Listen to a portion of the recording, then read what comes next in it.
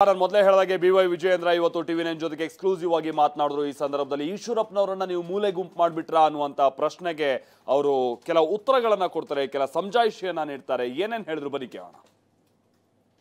ನಾನು ಇವತ್ತೊಂದು ಮಾತನ್ನು ಹೇಳ್ತಾನೆ, ಎಲ್ಲೂ ಕೂಡ ಹೇಳಿಲ್ಲ. 2 ತಿಂಗಳ ಹಿಂದೆ ನಮಗಿದ್ದಂಥದ್ದು ಒಂದೇ ಒಂದು ರಾಜ್ಯಸಭಾ MP. ನಾನು ರಾಷ್ಟ್ರೀಯ ಅಧ್ಯಕ್ಷರನ್ನ ಭೇಟಿ ಮಾಡಿ ರಾಷ್ಟ್ರೀಯ ಅಧ್ಯಕ್ಷನ ಮನವಿ ಮಾಡಿದ್ದೇನೆ. ಒಂದೇ ಸ್ಥಾನ ನಮಗೆ ಅವಕಾಶ ಇರ್ತಕ್ಕಂಥದ್ದು. ಈಶ್ವರಪ್ಪನವ್ರು ಕಳೆದ ಚುನಾವಣೆ ನಿಲ್ಲೋದಕ್ಕೆ ಅವಕಾಶ ಸಿಕ್ಕಿರಲಿಲ್ಲ. ತಾವು ಈಶ್ವರಪ್ಪನ ಕರೆಸ್ಕೊಳ್ಳಿ ದೆಹಲಿಗೆ, ಅವರಿಗೆ ಮನವರಿಕೆ ಮಾಡಿ ಅವ್ರನ್ನ ರಾಜ್ಯಸಭಾ MP ಮಾಡಿ ಒಬ್ಬ ಹಿರಿಯ ನಾಯಕರಿಗೊಂದು ಅವಕಾಶ ಕೊಟ್ಟಂಗೆ ಆಗ್ತದೆ ಅಂತೇಳಿ ನಾನು ಸ್ವತಃ ಒಬ್ಬ ರಾಜ್ಯದ ಅಧ್ಯಕ್ಷನಾಗಿ ರಾಷ್ಟ್ರೀಯ ಅಧ್ಯಕ್ಷರಿಗೆ ಮನವಿ ಮಾಡಿದ್ದೇನೆ. ಇದು ನನ್ನ ತಪ್ಪಾಗಾದರೆ ಈಶ್ವರಪ್ಪನವ್ರ ಮಗನ ಬಗ್ಗೆ ನಾವು ಅಲ್ಲಿ ಬೇರೆ ಬೇರೆ ಸರ್ವೆ ಬೇರೆ ಬೇರೆ ವಿಚಾರದಲ್ಲಿ ಗೆಲ್ಲೋದಕ್ಕೆ ಸಾಧ್ಯ ಇಲ್ಲ ಅಂತ ಹೇಳಿದಾಗ ರಾಷ್ಟ್ರೀಯ ನಾಯಕರು ತೀರ್ಮಾನ ಮಾಡಿದರೆ ಇದು ವಿಜಯೇಂದ್ರ ಯಡಿಯೂರಪ್ಪರ ತೀರ್ಮಾನ ಅಲ್ಲ.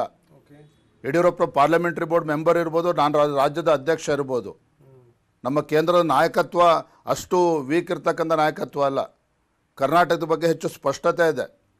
ಯಾರ ಹಣೆ ಬರ ಏನು ಅಂತೇಳಿ ನಮಗಿಂತ ಹೆಚ್ಚು ಸ್ಪಷ್ಟತೆ ಅವ್ರಿಗಿದೆ. ಯಾರು ಕೊಟ್ಟರೆ ಗೆಲ್ತಾರೆ ಅನ್ನುವ ಸ್ಪಷ್ಟತೆಯೂ ಅವ್ರಿಗಿದೆ. ಹಾಗಾಗಿ ಇದು ಕೇಂದ್ರದ ವರಿಷ್ಠರ ತೀರ್ಮಾನನೇ ಹೊರತು ಹಾವೇರಿ ಇರ್ಬೋದು, ಯಾವುದೇ ಲೋಕಸಭಾ ಕ್ಷೇತ್ರದ ಬಗ್ಗೆ ಇರ್ಬೋದು.